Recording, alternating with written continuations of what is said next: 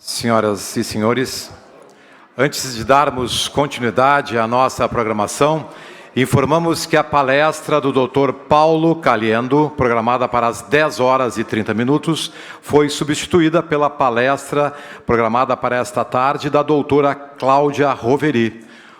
O motivo é que o professor Caliendo teve que viajar agora de manhã a serviço da Pontifícia Universidade Católica do Rio Grande do Sul, PUC-RS. Dando prosseguimento à nossa programação, teremos agora a palestra com o tema Contencioso Administrativo e Judicial pós-reforma. Para compor a mesa, convidamos para coordenar os trabalhos o doutor Johnny Prado.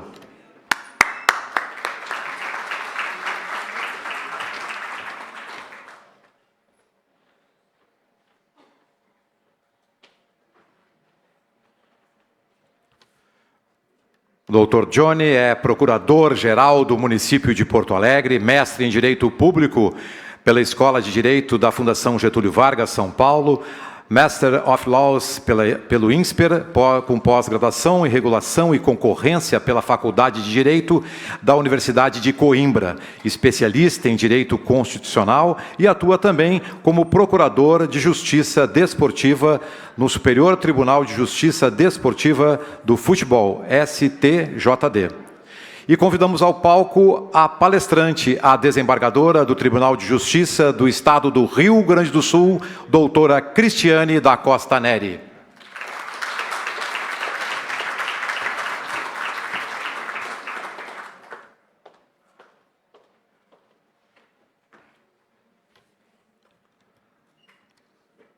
Com a palavra, o doutor Johnny Prado.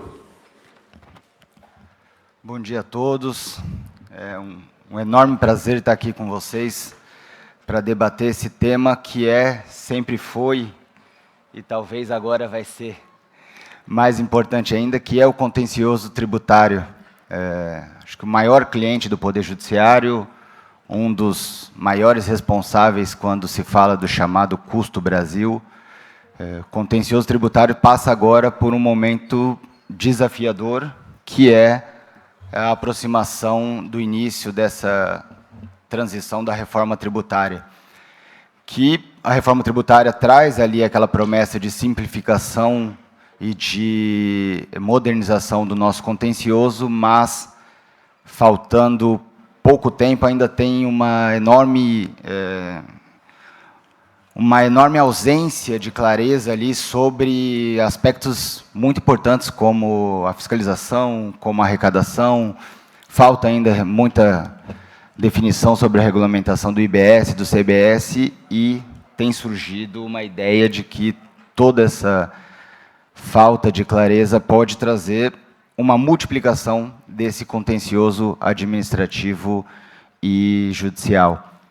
E aí aqui a nossa palestrante acho que talvez uma das pessoas que mais pode contribuir com esse debate, porque tem uma vasta experiência, tanto no contencioso administrativo, quanto no contencioso tributário, e dos dois lados do balcão. Então, é um prazer maior ainda estar aqui com a nossa palestrante, Cristiane da Costa Neri, que eu vou chamar de Cris, porque foi minha primeira chefe na Procuradoria quando eu entrei, e depois fui por um bom tempo assessor dela no gabinete, quando ela era adjunta fiscal. Então, é uma alegria muito grande estar aqui ao lado dessa pessoa que sempre foi uma referência e que hoje eu posso chamar de amiga. E a Cris tem um vasto currículo, que eu vou ler só algumas coisas para não ficar aqui até amanhã, até porque a palestra dela vai esclarecer bastante coisa.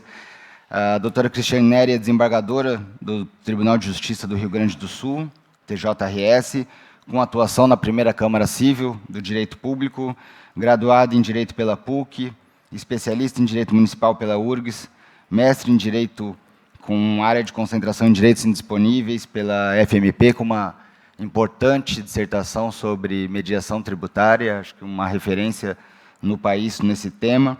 É vice-presidente do Conselho Superior da IARGS, membro da FEST, coordenadora científica da Revista Brasileira de Direito Municipal e autora do livro Mediação Tributária, estabelecendo novos paradigmas para a eficiência na gestão fiscal, da editora Dialética. Então, Cris, vou te passar a palavra e tenho certeza que irá contribuir bastante com o nosso debate. Bom dia a todos. É um prazer estar aqui. Obrigada, Johnny, pelas palavras, gentis palavras. O Johnny, como ele falou, trabalhamos juntos, então, para mim, também é muito gratificante poder ver o Johnny exercendo um cargo tão importante, tão nobre, para o município de Porto Alegre, não é? Sendo procurador-geral de uma das procuradorias que é referência no país, não é? E que tem uma atuação tão importante junto à Secretaria da Fazenda também no município de Porto Alegre. Então, Johnny, quero te dizer que é um prazer estar aqui sob tua condução nessa mesa. Porto Alegre ganha muito, certamente, com a tua dedicação. Quero aqui agradecer o convite que me foi feito por outro Johnny, que é o Johnny Hassick, que é o presidente da IAMU. Nós estamos no 10º SEMAT, né? Estou correta, né? Já é um evento consolidado, estávamos falando antes ali, sempre com um público presente, sempre com acompanhamento, um grande acompanhamento, e com temas bastante instigantes. Não é? Para mim é um prazer estar aqui de volta ao SEMAT, de volta um pouco das minhas casas, não é? Revendo amigos, estou vendo aqui a Sandra, o Fabrício, a Elaine, pessoas que trabalharam tanto, Tarcísio aqui, que trabalharam tanto, em tantos momentos, não é, nessa questão toda do nosso sistema tributário em si, e especialmente na questão da reforma tributária. E essa questão, justamente, não é, vem aí, eu sei que está na programação do SEMAT de uma forma bastante forte, não é? Vou falar aqui sobre o contencioso administrativo e judicial, sendo que tivemos a publicação do relatório do PL 108, terça-feira, às 10 da noite. Não é? Eu sei que o Fabrício ontem já abordou, né, algumas modificações do contencioso administrativo. E vou trazer aqui, a minha apresentação, é uma apresentação, talvez alguns já tenham presenciado essa minha fala, certamente não incluir essas alterações do relatório, porque também não sabemos se essas alterações trazidas pelo relatório vão ser, ao final, aprovadas. Mas quero falar um pouquinho sobre elas também. Tá? Então, eu vou... Posso falar dali, né? Acho que da tribuna.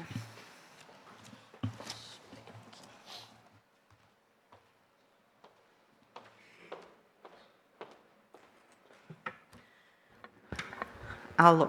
Tá. Então,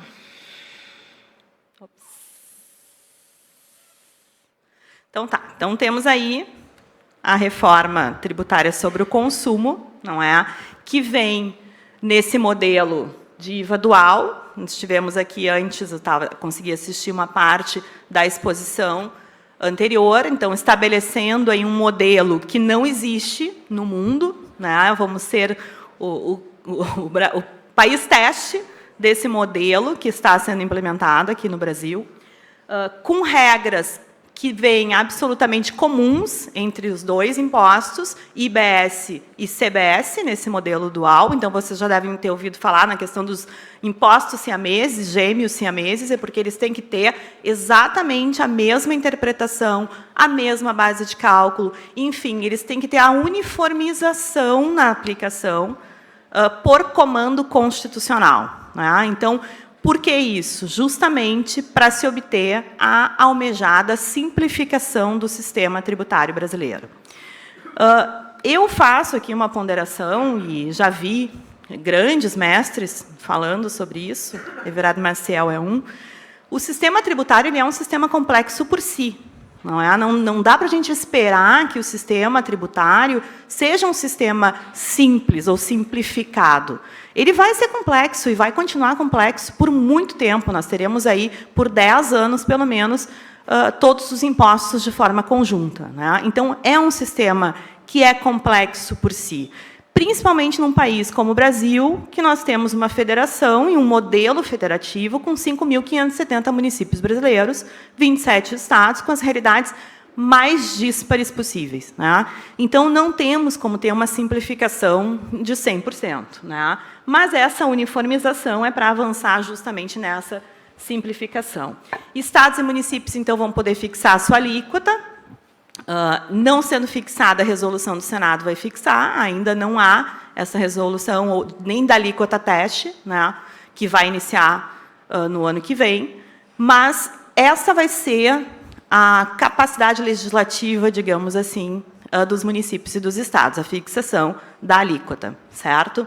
Então, benefícios fiscais não mais existirão, né? Toda a lógica da reforma tributária, desse modelo pensado no IVA dual, é justamente com uma alíquota única, uma inviabilidade de se estabelecer muitos benefícios para que a alíquota não suba muito, né? Essa é a lógica, a base da reforma.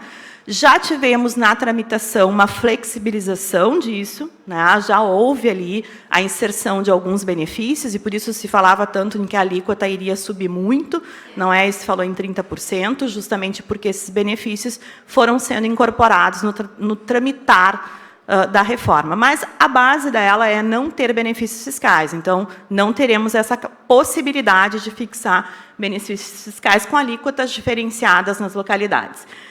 Há ali uma perda de autonomia federativa? Há uma perda, há um apequenamento, sim. O professor Paulo Aires fala isso, né? Há um apequenamento da autonomia tributária. Não se retira a autonomia, mas se retira, sim, uma grande capacidade de gestão tributária e fiscal de estados e municípios. Isso é fato, né? Para que ela seja uma reforma que não traga impactos negativos, é preciso que tudo funcione a contento, né? O sistema tem que funcionar, porque ela é baseada num sistema, né? Tem um amigo meu, no grupo de trabalho da reforma tributária, quando a gente trabalhou no grupo do contencioso judicial, até o ano passado, ele falava, se der um bug no sistema, acabou a reforma tributária, porque ela é baseada nisso, né? Então, assim, tudo tem que funcionar, e especialmente tem que funcionar para estados e municípios o comitê gestor, né? Essa entidade nova que está sendo criada. O que é importante? Importante, a gente já tem o PL, a Lei Complementar 214, que foi aprovada, que instituiu os tributos, efetivamente, e temos tramitando o PL 108. Então, tudo que eu estou tratando aqui está, na grande maioria, no PL 108, que é o contencioso administrativo. Tudo que eu disser, então, pode mudar. Né? A gente não tem esta certeza ainda, certo? E algumas coisas eu já vi, eu trouxe aqui o relatório, imprimi aqui algumas alterações do relatório, tentei ler ele ontem, né, de uma forma rápida, pelo menos, para poder trazer para vocês algumas alterações que efetivamente aconteceram. Não, é para cá. Então, esse é o cenário. Assim estamos hoje com a reforma tributária sobre o consumo, não é? Então, ICMS e ISS sumirão daqui a 10 anos, não é? Ano que vem já inicia com um período de teste, junto com o IBS, nessa transição. PIS e COFINS se transformam na CBS, de competência da União, e o imposto seletivo permanece, e o IPI para a Zona Franca de Manaus. Isso aqui é um guia prático da FEComércio, que eu achei bem interessante, recomendo até para quem quiser acessar, ele tem disponível na internet, é um material bem interessante, com questões bem práticas em relação às alterações. Então, o PL 108, que é o PL que institui o comitê gestor e traz todo o regramento do contencioso administrativo, que é o que interessa aqui e é objeto da nossa palestra. Então, o processo administrativo tributário, ele tem, né, um grande papel exercido pelo Conselho Superior do Comitê Gestor. Esse Conselho Superior do Comitê Gestor é formado por 27 membros de estados e 27 membros representantes dos municípios, né? E aí nós temos a grande primeira polêmica que se estabeleceu no país, que é a briga, a disputa, né, entre Frente Nacional de Prefeitos e Confederação Nacional dos Municípios para a indicação dos representantes no Conselho Superior do Comitê Gestor. E essa disputa acabou tivemos ação judicial, está suspensa ali a possibilidade de indicação por uma divergência no método de escolha, né? Inclusive, já vi que isso está sendo alterado, né, no 108, justamente para tentar dirimir essa disputa entre os municípios, né, para essa composição. O que é grave nisso? O comitê gestor ele já foi instalado, ele já tem presidência, ele já está com a participação de todos os estados e ele não tem a participação dos municípios formalmente. E já houve destaque de orçamento, né, de dotação orçamentária específica para o comitê gestor para repasse desse orçamento, para esse funcionamento inicial do comitê gestor, para que possam ser encaminhados os atos de constituição. Já tem CNPJ, já tem, né, o presidente que pode assinar, enfim. Agora, é de se questionar a validade dos atos, se não tivermos a participação dos municípios, né?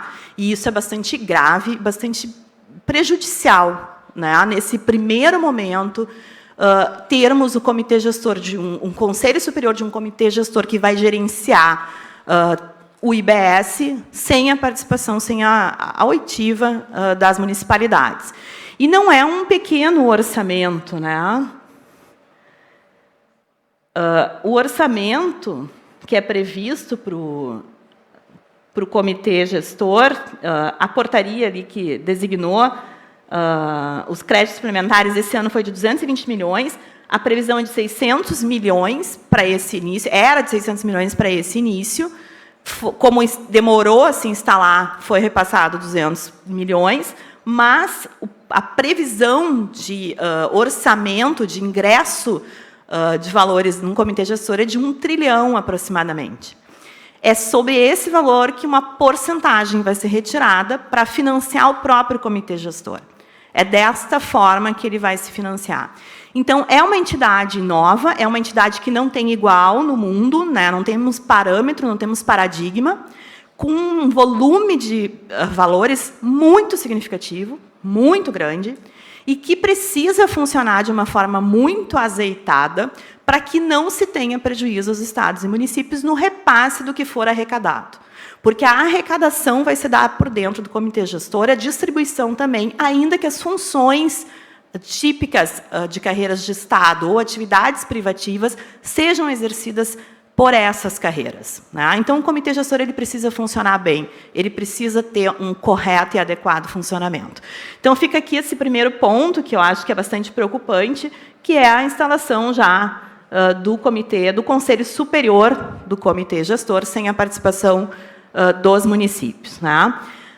O comitê gestor ele vai ter, então, o Conselho Superior, essa escolha, né, dos membros do Conselho Superior, essa representação dos estados e do Distrito Federal pelo ocupante de cargo de secretário da Fazenda, tributação ou cargo similar.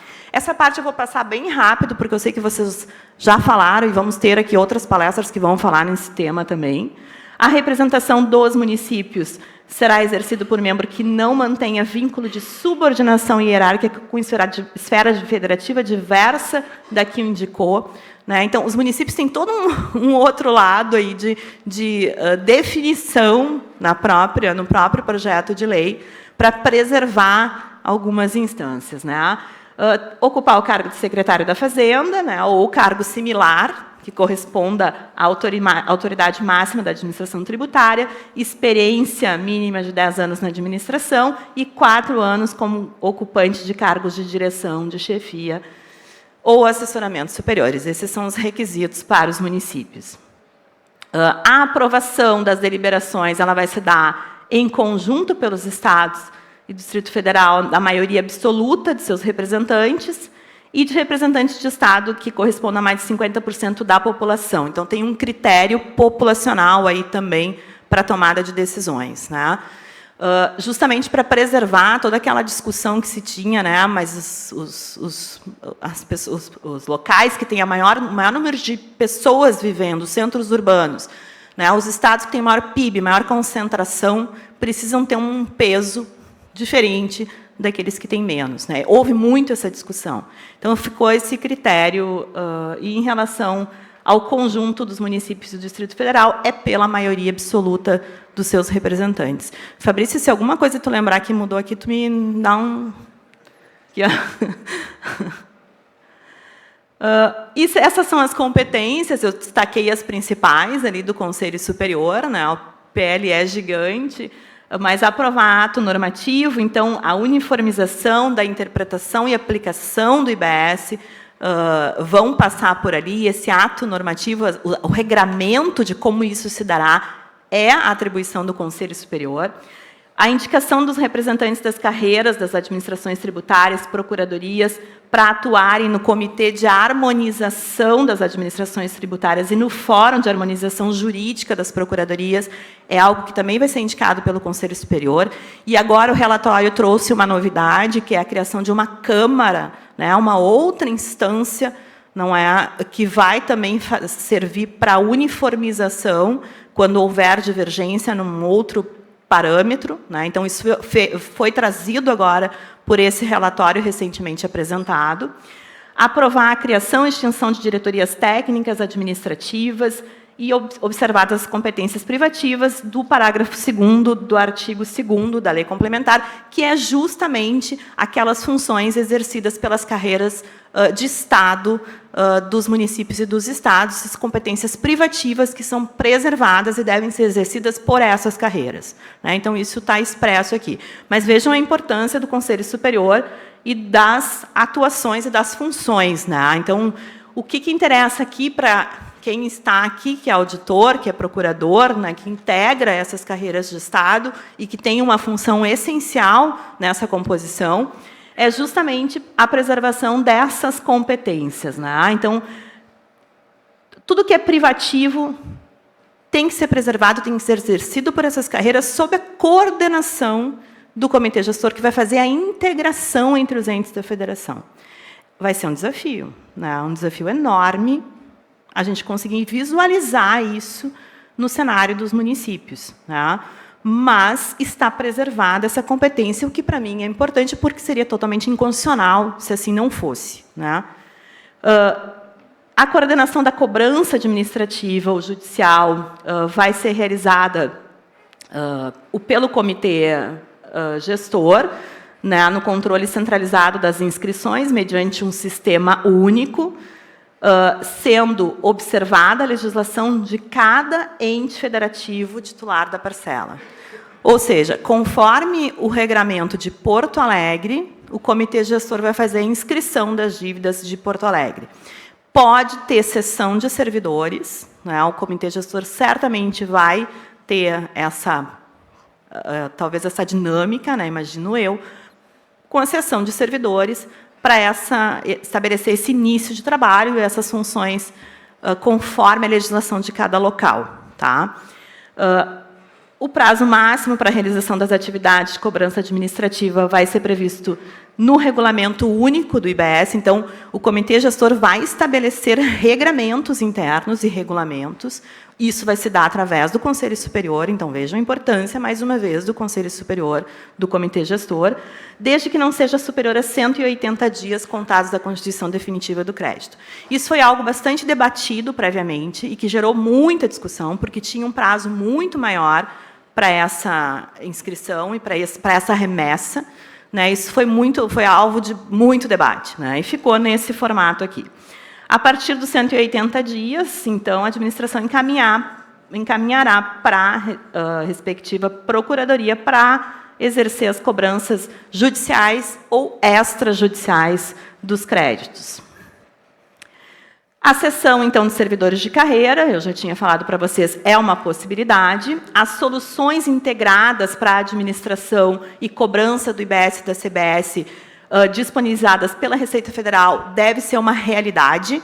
Isso é um ponto bastante importante. A reforma tributária ela trouxe, pela Emenda Constitucional 132, pela primeira vez, não é, a questão do federalismo cooperativo no sistema tributário. A gente sabe que isso não é uma realidade, né, entre as administrações tributárias, entre sequer os entes municipais, muitas vezes não é a realidade, mas é essencial que isso se concretize para que funcione a contento todo o sistema. Isso está previsto expressamente no PL, está na Constituição Federal. Há agora no relatório a previsão de que não deve ser cobrado não deve haver nenhuma cobrança para a utilização desses sistemas, que devem ser disponibilizados. O relatório trouxe expressamente isso. Recentemente, o Johnny, inclusive, participou em Brasília da instalação do Conselho Nacional, né, Johnny, das advocacias públicas, né? Então, União, estados e municípios, num Conselho Nacional, justamente para trabalhar essa questão da integração, né, em relação ao IBS entre as procuradorias do país, municipais, estaduais e federais, o que é essencial e é um mérito desse... Isso foi oriundo, inclusive, do grupo de trabalho, que nós trabalhamos na reforma tributária e que segue sendo trabalhado por outros integrantes das carreiras, justamente para ter esse alinhamento e essa integração, né? Tem hipótese de delegação, tem possibilidade de ajustes recíprocos, convênios, acordos. Muito se fala em municípios menores de fazer convênios para a cobrança, né, dos créditos, por não ter estrutura de cobrança, né? Isso é algo que é um ponto que ficou em aberto, essa possibilidade justamente por causa disso. As normas comuns serão aprovadas por ato conjunto do Comitê Gestor e do Poder Executivo Federal, justamente para alinhar CBS e IBS. O Conselho Superior vai se reunir a cada 3 meses e o contencioso ele se instaura por meio do lançamento de ofício, né? E o prazo de impugnação é 20 dias, e ficou, acho, esse prazo, né, Fabrício, 20 dias, úteis, né, se eu não me engano, né, são úteis, então, contados da intimação do lançamento de ofício. É aqui que se instaura, então, o contencioso administrativo tributário. Temos provimentos vinculantes, não é? Devem ser observadas as decisões transitadas em julgado, algo que veio expresso. Na verdade, trouxe ali o trânsito em julgado, não é? Em muitos casos, há previsão nas legislações locais, já estaduais e municipais, dessa observância, não necessariamente com trânsito em julgado, porque tem temas que se aplica e não há trânsito em julgado. Um exemplo é o tema 1113 do ITBI. Esse tema ele não transitou em julgado ainda, está pendente de julgamento, mas ele já é aplicado. Então, isso é uma ponderação aqui que tem que ser feita, né? Neste caso, tem que se observar o trânsito em julgado, porque está expresso na legislação desta forma, né? A autoridade observará os atos administrativos vinculantes, então, justamente para a uniformização da interpretação e aplicação da legislação. Fica vedada às autoridades julgadoras afastar a aplicação ou deixar de observar a legislação sobre fundamento de inconstitucionalidade ou ilegalidade. Isso me parece algo muito incoerente, né? Como eu, aplicando a lei, não vou afastar algo que eu estou enxergando nitidamente ilegal ou inconstitucional. Me parece que aqui deveria haver uma ponderação nesse sentido, porque é dever, inclusive, afastar a aplicação de legislação que seja ilegal ou inconstitucional, ou esteja em confronto com alguma questão que seja inconstitucional, né? Temos aqui esses recursos, então, recurso de ofício, recurso voluntário, recurso de uniformização, pedido de retificação, e o relatório trouxe mais uma novidade agora, que é o recurso especial, que não estava previsto, por isso não está aqui na minha apresentação, porque ele foi agora incluído no relatório. E também não sabemos se vai permanecer, mas o relatório trouxe essa figura do recurso especial também e dessa Câmara, que é mais uma instância dentro do Comitê Gestor. O pedido de retificação, ele nada mais é do que os embargos de declaração hoje previstos na legislação, no ordenamento jurídico brasileiro. Esse pedido de retificação é para esclarecer omissão, obscuridade, algum equívoco, algum erro, né? Isso é uma novidade trazida com este nome, né, pedido de retificação, que consta, então, expressamente na legislação agora. O incidente de uniformização de matérias repetidas perante a Câmara Superior, quando houver efetiva repetição de julgamentos sobre a mesma questão, né? Então, há possibilidade de se instaurar esse incidente. O contencioso vai ter a primeira instância de julgamento, a instância recursal,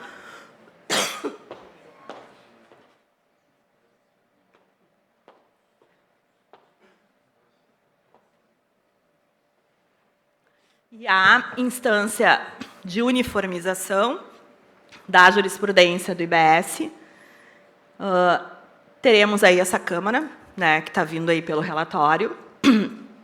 Aqui são os requisitos para exercício da função de julgador no processo administrativo tributário, né? Então, são requisitos de possuir graduação em curso de nível superior. Muitos locais isso não existe, mas está trazido aqui. a representação dos contribuintes, também com especificações bem claras, bem detalhadas, não é na lei. Na hipótese de julgamento de processo administrativo resolvido a favor da Fazenda Pública pelo voto do presidente, com efetiva manifestação do contribuinte para pagamento em 90 dias, vão ser excluídos os juros de mora. Então, há essa previsão aí expressa na legislação, né? Isso é um ponto que foi trazido aí como uma novidade, né? Mas é um ponto que está previsto, e pagamento em até 12 parcelas mensais e sucessivas. Há essa possibilidade já expressa na lei. Um parcelamento e retirada dos juros de mora para 90 dias. Aos contribuintes com capacidade de pagamento fica dispensada a apresentação dessa garantia para a discussão judicial dos créditos. Essa questão da capacidade de pagamento é algo muito subjetivo, mas que vem sendo regrado pelas administrações, tanto pela União quanto pelos executivos estaduais e municipais. Porto Alegre, eu sei que estava trabalhando nisso, né? Eu não sei se isso já foi regrado, mas eu sei que a lei de transação prevê essa questão da capacidade de pagamento, que é importantíssima para se estabelecer os parâmetros para a adesão a processos de transação, por exemplo, né? A transação no Brasil é algo que veio, se consolidou, mas é preciso parâmetros objetivos para que a gente tenha a capacidade também, dentro das administrações, de bem aplicar a legislação e possibilitar ao contribuinte essa adesão. E, para isso, é preciso que os critérios não sejam subjetivos, né? Um caráter de subjetividade não há problema, mas os critérios precisam ter também parâmetros objetivos. Aí, a composição das instâncias de julgamento. Então, 27 câmaras de julgamento virtuais, né, integradas, com servidores de carreira do Estado, dos respectivos municípios ou do Distrito Federal, com competência para a realização do lançamento tributário ou julgamento tributário. E essa competência vai estar definida localmente, né? As câmaras poderão ser compostas por turmas de julgamento, nos termos estabelecidos em ato do comitê gestor.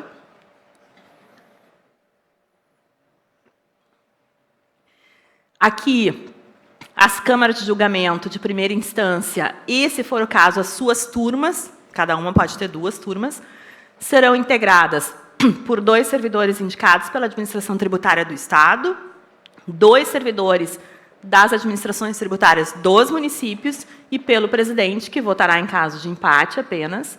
A segunda instância terá 27 câmaras de julgamento virtual. Eu quero que vocês prestem atenção nesse tamanho, né? Nós falamos lá na primeira instância, 27 câmaras. A segunda instância, composta por 27 câmaras de julgamento virtuais integradas com esta composição. Poderão ser compostas de turmas de julgamento também, ou seja, podemos, dentro da segunda instância, ter mais de uma turma de julgamento. As câmaras de segunda instância vão ser integradas, então, por 2 servidores de administração tributária dos estados, 2 servidores dos municípios, 4 representantes dos contribuintes e presidente, que vota também somente em caso de empate. A presidência vai ser exercida exclusivamente entre servidores indicados pelas administrações tributárias do Estado e dos respectivos municípios, então, isso fica garantido, o que é bem importante. Essa instância de uniformização vai julgar esses recursos de uniformização, o incidente de uniformização, o pedido de retificação, que são aqueles embargos de declaração, e deliberar sobre a edição, revisão e cancelamento de provimentos vinculantes de suas competências. A instância de uniformização da jurisprudência, né, que é aquela outra instância para uniformizar as decisões, vai ser formada exclusivamente por servidores de carreira dos estados, dos respectivos municípios ou do Distrito Federal, de novo, com essa mesma competência que já veio estabelecida lá anteriormente, né? E a Câmara Superior do IBS vai ser formada, então, por 4 servidores indicados pelas administrações tributárias, 4 indicados dos estados, 4 indicados pelos municípios, 8 representantes dos contribuintes e pelo presidente. Então, aqui, né, eu trago essa observação, se cada estado tiver uma Câmara de julgamento de primeira instância, uma Câmara de segunda instância, e a instância de uniformização tiver uma turma, nós vamos ter um tribunal com 387 julgadores. Se tivermos 2 turmas em cada Câmara, o que é bem provável pelo volume, nós vamos ter 774 julgadores. Isso é um estudo que a advogada Suzy Hoffman, de São Paulo, faz, tem na internet, se vocês quiserem colocar e consultar. Ela tem um trabalho bem interessante, analisando essa parte toda do contencioso administrativo.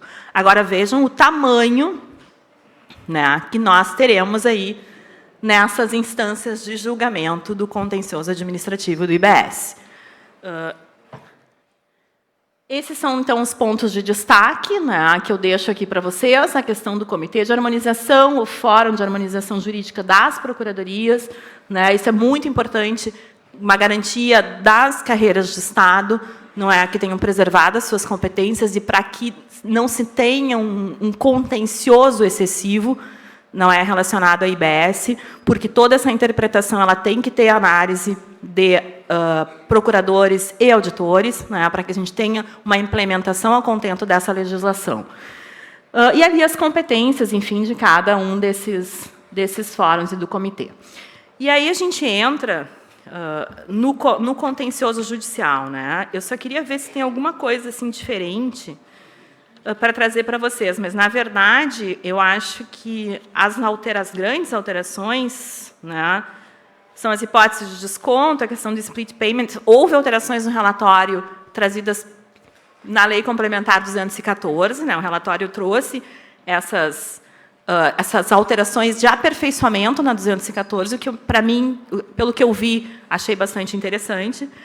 Teve um acréscimo aqui, né, de indeferimento do pedido de restituição e ressarcimento de casos objeto de processo administrativo tributário do DS, definição de que não se considera expediente normal em face da instabilidade do sistema eletrônico do comitê gestor, veio isso regrado, definição de que as intimações dos processos administrativos tributários vão ser feitas por intermédio do domicílio tributário eletrônico, isso foi trazido pelo relatório, acréscimo de nulidade de intimação, auto de infração, acréscimo da faculdade de pedido de diligências e de perícia na impugnação, o que não estava previsto no original, determinação de que a intempestividade da petição seja decidida por colegiado, isso também é uma novidade que foi trazida pelo relatório, supressão da parte final do artigo 91, que estabelecia a revelia, como consequência o reconhecimento do crédito tributário, acréscimo do recurso especial, então, que eu já falei aqui para vocês, contra a decisão de primeira instância,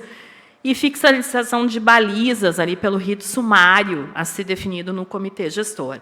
Então, tudo isso foi trazido ali de alterações principais que estou aqui lendo para vocês, em função de que o relatório, né, foi disponibilizado há pouco tempo, né? O Simples Nacional também veio com bastante esclarecimentos no relatório, porque tinham lacunas na questão do Simples Nacional, e o relatório trouxe algumas definições. Tá?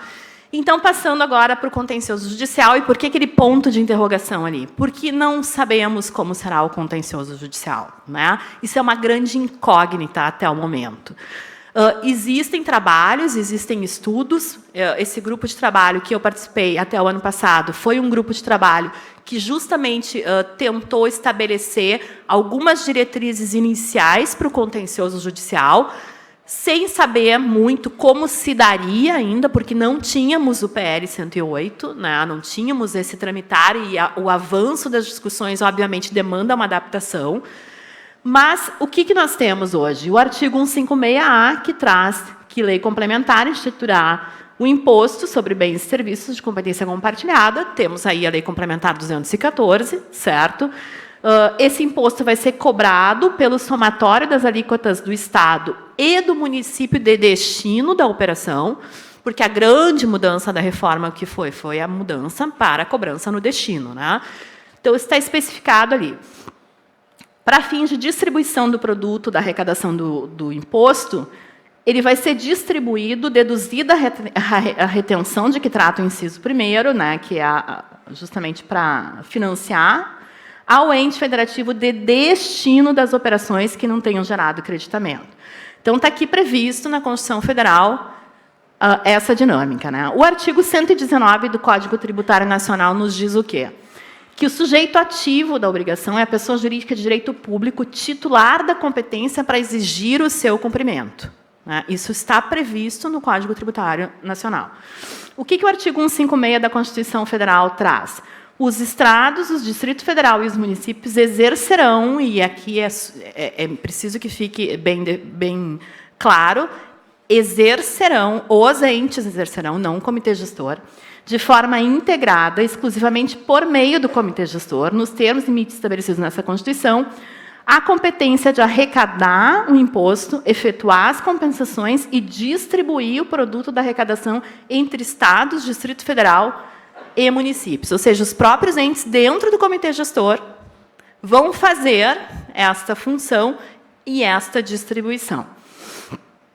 E aí nós temos uma primeira conclusão. Cada ente federativo, então, com base nessas disposições legais do nosso ordenamento jurídico, cada ente federativo de destino da operação de fornecimento de bens e serviços será um potencial sujeito ativo da relação tributária, correto? Porque é no destino, então cada um tem essa potencial capacidade de ser sujeito ativo da relação tributária. O artigo 52 do Código de Processo Civil nos traz que é competente o foro de domicílio do réu para as causas em que seja autor Estado ou Distrito Federal. Se Estado ou Distrito Federal for o demandado, a ação poderá ser proposta no foro de domicílio do autor, no de ocorrência do ato ou fato que originou a demanda. Aí nós temos uma ADI, a 5737, que diz que a regra de competência prevista ali naquele artigo do 52 do CPC que eu acabei de ler, em que permite que os Estados e o Distrito Federal sejam demandados fora de seus respectivos limites territoriais, desconsidera a sua prerrogativa constitucional de auto-organização. Não se pode alijar o Poder Judiciário Estadual de atuar nas questões de direito afetas aos entes públicos subnacionais. Além disso, os tribunais também possuem funções administrativas, como aquelas ligadas ao pagamento de precatórios, e isso é uma grande questão também, como se dará isso, porque esse descumprimento pode acontecer na cadeia, em vários locais, que não podem, sem base constitucional, ser exercidas por autoridades de outros entes federados. Tá? Então, está aqui o que essa ADI trouxe em relação a essas disposições processuais. A manutenção do sistema atual, essa é uma segunda conclusão, avaliando todo esse ordenamento, é de que haverá a obrigação do contribuinte de ajuizar ações anti-exacionais em todas as comarcas do país, caso faça operações em diversos locais. Isso é uma possibilidade. Né? Terceira conclusão, nós teremos 2 contenciosos. Um de CBS, na Justiça Federal, e outro de IBS, na Justiça Estadual. E isso traz consequências, que podem ser consequências que vão de encontro ao previsto em toda a base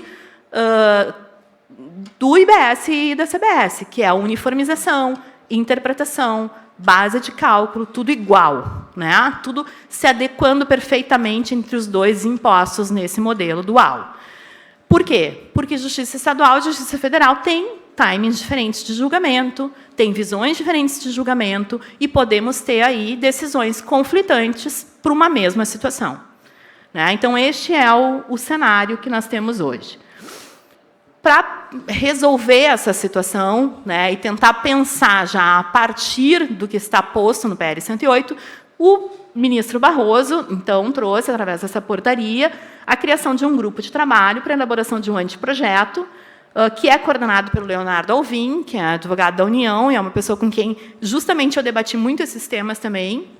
Muito devo a ele essa parte dos debates em relação ao processo administrativo, para trazer, então, uma proposta de solução de PEC, porque tem que se alterar, obviamente, a Constituição Federal, se for o caso, de resolução para o contencioso judicial. Né? E aí vocês pensem, quem vai ajuizar A gente está falando ali da possibilidade de ajuizamento de ações em todo o país pelos contribuintes. Mas como vai se dar o ajuizamento das execuções fiscais de IBS? Como vai ser isso se eu compartilho um imposto com o Estado e com os municípios? Não é? Quem vai ser o legitimado a ajuizar essa execução fiscal? No caso, por exemplo, de legislações de parcelamento próprias, cada município tem a sua, o Estado vai ter o seu. Descumprir o parcelamento. Eu, município, vou poder entrar, eu, Estado, vou poder entrar com essa execução fiscal, e aí o município vai ser desconsórcio ativo necessário, porque eu vou ter um descumprimento de um parcelamento que tem uma alíquota que é compartilhada. Como é que vai se dar essa lei geral? Vai ter que ter uma legislação única. E me parece que tudo caminha para se ter legislação única, órgão único, aplicações únicas para conseguir se efetivar de alguma forma. No final, eu ainda abordo um pouquinho disso. Então, esse grupo de trabalho está com essa missão. Obviamente, já era para, talvez, termos um avanço nisso, mas o cenário nacional não permite o Supremo Tribunal Federal que se debata outra coisa hoje. Então, a gente tem um cenário nacional também que nos faz caminhar um pouco mais lentos. A primeira avaliação que foi trazida pelo STJ foi bastante negativa. Acho que muitos de vocês tiveram acesso a um relatório que o STJ fez sobre os impactos da reforma tributária em relação ao contencioso, em relação à litigiosidade. Foi um relatório que foi bastante ruim no cenário verificado, um cenário realmente de aumento excessivo da litigiosidade e um custo enorme ao Poder Judiciário maior, o que não era pensado, e é preciso que a gente diga que, claramente, quando se tratava de reforma tributária, as primeiras propostas apresentadas eram perversas para estados e municípios.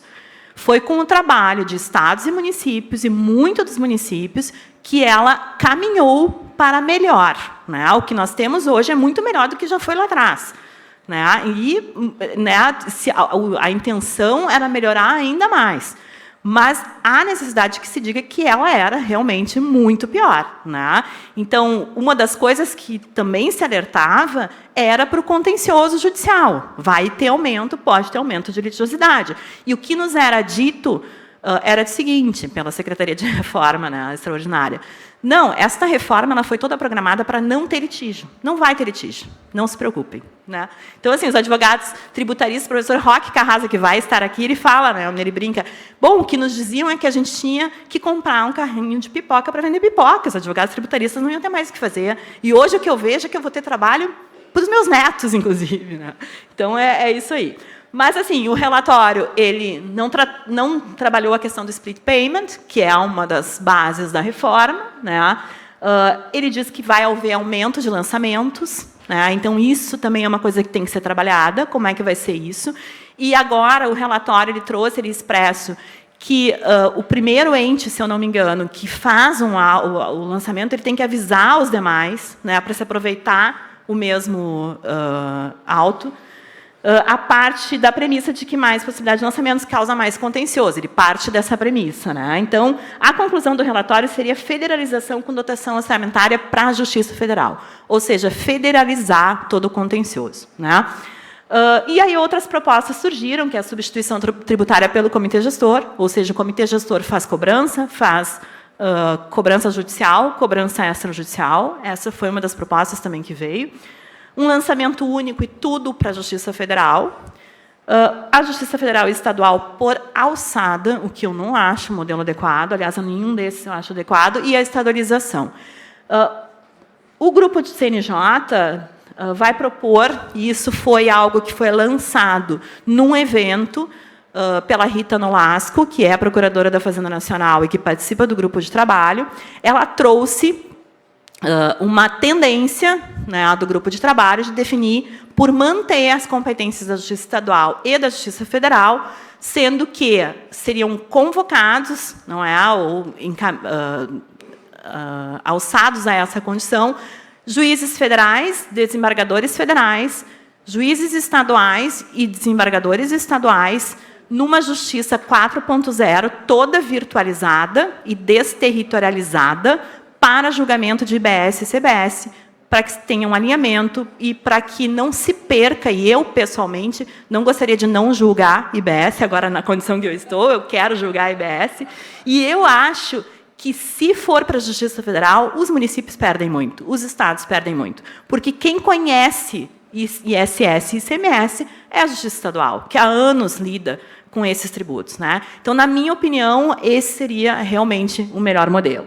Deve sair, então, em breve, a gente vai ter notícias aí de como se dará o contencioso. E aqui eu já estou finalizando, eu não posso deixar de não falar dos métodos consensuais, como o Johnny falou, é um filho, né, que eu deixei ali na minha tese, e a gente trabalhou muito na Procuradoria sobre isso. Aquele bichinho ali é o medo do divertidamente, tá? É uma brincadeira, mas o medo de que se perca essa capacidade de se manter os métodos consensuais. E a gente não pode perder, porque o Brasil avançou muito nos métodos de resolução de conflitos para o direito tributário. Foi o último a entrar nesse mundo da resolução consensual. E muito se avançou nos espaços de consenso. É importante para o fisco, é importante para o contribuinte, essa aproximação, essa capacidade de negociação, esses canais de acesso, né? A reforma tributária foi muito tímida, ela traz no inciso a importância de se incentivar e estabelecer o comitê gestor, como se dará essa dinâmica dos métodos consensuais de conflito. Então, não trouxe no seu bojo uma especificação sobre isso.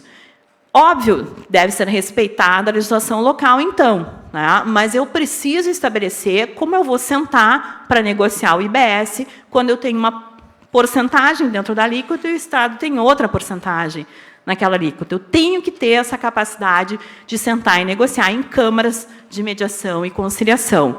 Retrocesso é que não dá para ver, e acho que tudo caminha nesse sentido, né? A própria União tem a Serjan, que é a Câmara de Negociação, que está em pleno andamento, com participação de estados e municípios. É um modelo que pode ser adotado e deve ser adotado por estados e municípios, não é para que se mantenha essa possibilidade de negociação dos créditos. O próprio Poder Judiciário incentiva e trabalha nos seus centros de judicialização de solução de conflitos, os SEJUSCs. Instalamos há pouco a competência de matéria tributária no Tribunal de Justiça do Rio Grande do Sul para o SEJUSC, como um projeto vinculado a uma unidade judiciária, mas que também já está trabalhando com o SEJUSC tributário. Eu acho que esse é o grande avanço, esse é o grande caminho que trilhamos, seja na transação, na mediação, e que deve ser mantido, né? E cada vez avançarmos mais, porque é ali que ingressam recursos muitas vezes vultosos, né? E fora essa aproximação tão necessária entre fisco e contribuintes, né? Os próprios projetos de lei da reforma do processo tributário que a ministra Regina Helena Costa coordenou, dentre eles os de resolução de conflitos, inclusive a nova execução fiscal, estão lá tramitando no Senado, no Congresso Nacional, e precisam ser adequadamente, ter a sua tramitação de forma adequada. Inclusive a nova execução fiscal, que é importantíssima, a alteração, a revogação da Lei 6830. É a modificação total do que estamos acostumados até hoje, e que pode muito, se for bem encaminhada, ajudar na desjudicialização e na redução da litigiosidade. Então, são projetos que são importantes de caminharem também cumulativamente. Aqui, então, os principais pontos de atenção, isso eu tirei do Migalhas, são artigos bem interessantes que são escritos por doutrinadores e estudiosos do tema, né, e que pode ser acessado ali. Então, essa tramitação atrasada do PL 108, a indefinição da competência judicial, né, multas diferentes ali, split payment, implementação e abrangência indefinidas, né, regras de pagamento e obrigação, enfim, alguma coisa já foi trazida aqui pelo relatório do 108. E aí, já finalizando, eu deixo essa questão, essa mensagem aqui, né, essa efetiva simplificação, segurança jurídica. Não basta que o ordenamento regule os novos tributos seja único, é preciso que a interpretação, a administração tributária e o julgamento dos conflitos sejam realizados pelo menor número possível de órgãos. idealmente por um só. Isso é um artigo que foi escrito, né, por uma colega no Migalhas. Acho interessante a leitura, porque ela traz ali em relação à transação, mas é importante que as carreiras pensem se isso é adequado, né, porque realmente há um receio, e eu tenho muito receio, dessa centralização, não é, das funções e perda de competências privativas e exclusivas das carreiras de Estado. Então, isso é importante, é um ponto de atenção muito importante. Tem que funcionar o comitê gestor com as carreiras de Estado exercendo suas funções privativas e os entes da federação lá bem representados, né? Aí voltamos lá no início na questão da representação dos municípios. Então, era isso. Muito obrigada pela paciência de vocês.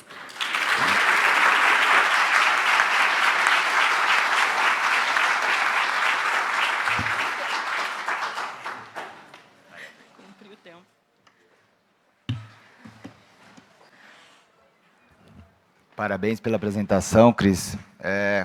Como eu disse, de fato, trouxe bastante esclarecimentos para a gente, trouxe algumas dúvidas que não é culpa da palestra, é culpa do sistema e, de fato, eu também tenho bastante preocupação com a perda de autonomia. Já conversei bastante aqui com o Johnny, que é um otimista com a reforma e com o futuro das nossas carreiras e do município, mas eu ainda tenho um pouco de receio com a perda de autonomia dos municípios, com a condução também do espaço dos municípios na condução desses sistemas. Acho que a gente vê muito espaço para a União, a gente vê um certo espaço para os estados e para os municípios. A gente tem que brigar ali por marcar o nosso espaço. E a questão da redução do contencioso, como a Cris mesmo disse, já tem contencioso até mesmo em quais municípios vão fazer parte ali da representação. Então, a gente já inaugurou com contencioso. Eu realmente tenho uma vasta preocupação e tenho até uma preocupação de, sei lá, me falta um otimismo assim quando a gente fala de muitas reformas na administração, como foi recentemente na lei de licitações e contratos, que é muito menor e muito menos complexa. Ela foi sendo adiada, e eu não sei se a gente começa a reforma tributária nos prazos em que a gente pensa que vai começar. Enfim. O tempo está esgotado, não vamos ter tempos para perguntas, nem as minhas perguntas que eu tinha aqui, infelizmente, mas acho que foi amplo a apresentação e trouxe um panorama geral sobre a situação atual. Muito obrigado a todos e passamos para a próxima atividade. Convidamos para fazer a entrega das lembranças do evento aos componentes da mesa, o vice-presidente da IAMU, o senhor Felipe Azolim Bastos da Silva.